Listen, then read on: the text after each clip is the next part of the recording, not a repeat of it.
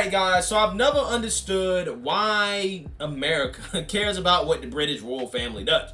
Okay, we fought a whole war to not care about what they do. But for whatever reason, we still do. Okay, and when they do things and they make news, we tend to talk about it for whatever reason. And the view is talk about the British royal family and their latest trip to Jamaica, okay, to visit the Caribbean. And of course, they had to make the conversation about slavery and reparations, about how the British family, due to European colonialism, owes reparations to the black people of Jamaica. Now, I want you guys to listen to this conversation here from the group view, in which they're going to talk about this, and I want you guys to especially pay attention to the black guest, Miss Lindsay Granger, and her response to this whole slavery conversation at the end. Take a look. William and Kate's goodwill tour in the Caribbean, or the Caribbean, has been met with some fierce protests that forced them to cancel appearances. Jamaican protesters are calling on the Crown to redefine their relationship with the island, the country, and make reparations for their colonial past. Well, you know, there's a list. Yeah. There's a whole list of places that need to go on that list. Starting with the United States of America, of course. Where do you mean, Sonny? We built this joint for free, that's what I mean. We cannot ignore the fact that Britain ran ramshod over India for years. They enslaved Indians as well. Created all kinds. Yeah, that's why I'm saying let us not forget when we talk about what needs to happen, all the folks that need to apologize. And you know, listen, this is not new. I don't think it will ever. It's not going to happen so fast because look at this country. We don't want to even teach critical race theory because that requires that we admit that we did something wrong.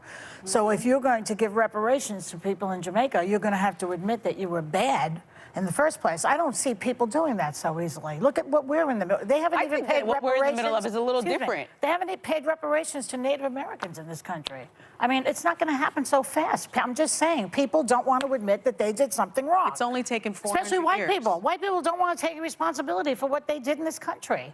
They just don't. And around the world. Around the world. I mean, You know? the list is enormous for It is for Britain. well, that was how I know started so this much. conversation. Yes. It is a very long list, and when people realize and start reading their history and learning history of other countries, maybe we can all get together and say, let's figure out how never to do this again. Yeah. How never to be part of this or be to ignore it. To acknowledge To never- your well, advantage. People don't want to do that. You notice that? Yeah. It's a whole different conversation about That is, critical race yeah, theory. We it's can a have it again if you whole want different to. conversation. Don't you think it's related? us. I don't think it's related. Okay, can we not- do this right now? I don't think that it's not related. Why not? I don't think it's related because if we talk about Racism and institutions. No, I think if we're talking about structures, critical race theory, because my whole That's theory what on that critical race theory yesterday, is. I know my whole conversation yesterday was about teaching about black excellence. I want to see that be the first issue on your agenda, because I want to see black people thrive. We are not victims, okay? Even though we have been victimized, we are not victims. We are here to grow, and there's beauty in us, and we are winning out here. Okay, black people are beautiful, so I want to see that more often, and I don't want to constantly tell my 6-month-old daughter that she's a victim.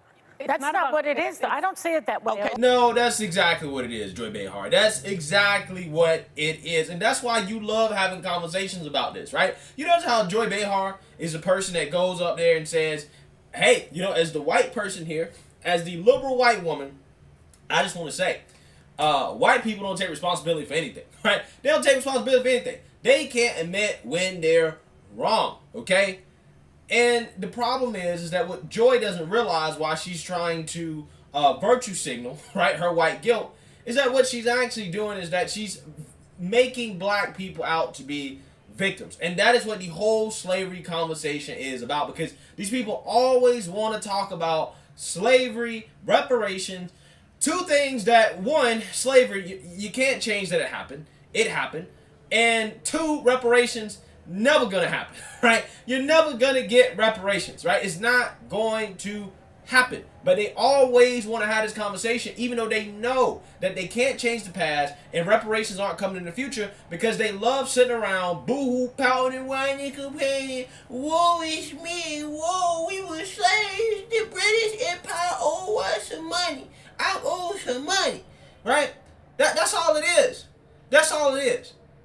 idea that you're owed something when you're not really owed anything. Or put it this way, if you are owed something, it ain't just the white man that owns you, because these people went on this whole conversation about history, right? And slavery and, British colonialism. But they never mentioned the part of slavery in which the African enslavers enslaved the African people and then sold them to the British. Because if it wasn't for the Africans and the Arabs too, right, that were enslaving the Africans that they sold to the British wouldn't have been as successful at it, right? They would not have been able to capture as many slaves as they did without the help of African warlords. But this conversation never revolves around that. Nobody ever mentions that. They all forget that part of it. And then they say and they claim that, oh yeah, we're talking about history. And when you leave out a huge part of the context of how slavery was even a viable thing in the first place. Okay? I literally just recently did a video from Thomas Sowell's book, Black Rednecks and White Liberals, in which Thomas Sowell literally explains how it would have not been possible for the Europeans to gather as many slaves as they did without the African enslavers, because the Europeans quite simply could not get to Central Africa. They couldn't, okay? They didn't have the means to do so. It was way too dangerous. So they needed help. And the Africans enslavers helped them. And at the end of the day, it's a business transaction, bro. Like, again, take away the moral context of the 21st century, right? If you go back to the time period in which this was morally acceptable, it was a business transaction. Humans were property. Again, I'm not saying it's right, okay? All I'm saying is that these are the facts. This is just what happened. If you buy property, again, this is going to sound very messed up to people, but this is just the truth, right? I'm not afraid to say the truth because it hurts people's feelings. They don't like the sound of it, but the truth is this. If you buy property, then that's your property, right? Whether it's a human or not. Again, not saying that it's right. In today's moral compass, it's not. But it was acceptable back then, and that's what they did. So why should you apologize for buying property and using the property, right? It's just what it is, right? Why should you apologize for that? Why? You paid for it. You know what I'm saying?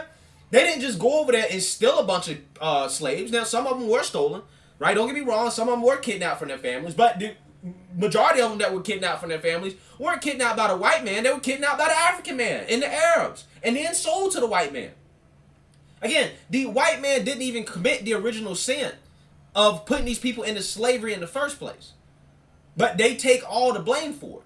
And y'all want to sit up here and talk about, why can't white people take any responsibility for the slavery? Okay, well, if you want them to take responsibility for it, cool. But you need to also ask everybody else who played a part in it to take responsibility for it as well too, right?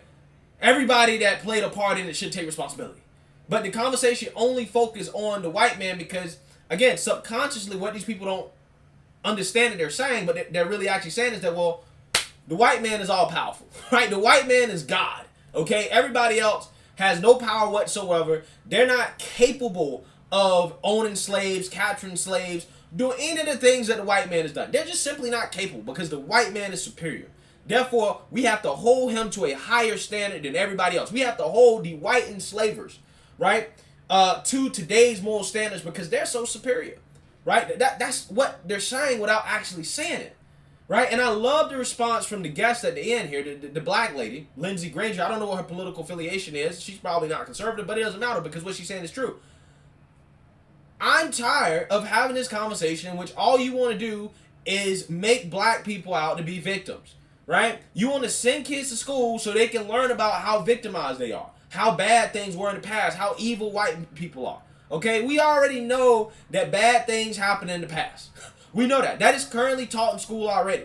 But what these people want to do is that they want to make it overly emotional, right? They want to teach it in a way in which they drill into kids' heads that, hey, these people are bad, right? These people's ancestors are bad, and they have not made up for what their ancestors have done, right? They have not made up for it.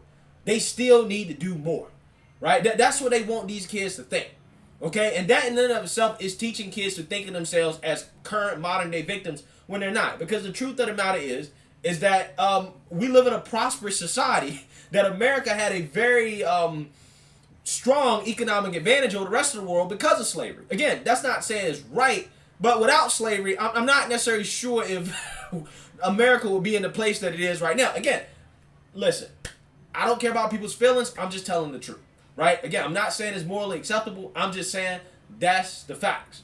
That's the facts. Ultimately, in the day, what those slaves went through was wrong. I don't like it.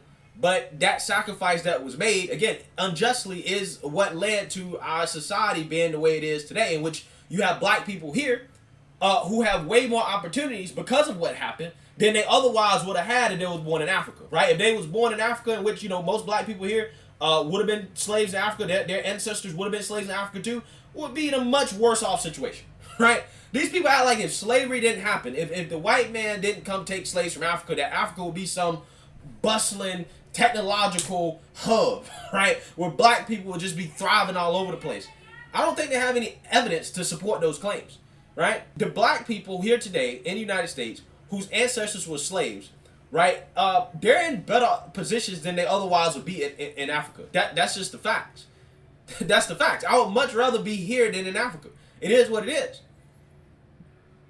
So, you know, again, I just don't really understand this obsession with getting paid back, right? Somebody paying me for what happened in the past. And it's like, bro, like, you don't even want to talk about the original sin, the people who did the original crime, who allowed the Europeans to buy the slaves in the first place, who enabled them to do it. You don't even want to talk about it. But again, the reason why is because if they do that, then at that point, it doesn't make the white man seem like they're solely responsible. And if the white man's not solely responsible, then at that point, you actually got to hold other people responsible. And remember, in this society in 2022, that there are certain group of people in this country that cannot be held responsible for anything, right? Based off your victimhood status, right? You cannot be held responsible for anything. So that's why they never want to shift the conversation to the actual root causes of why slavery happened. And it's really frustrating.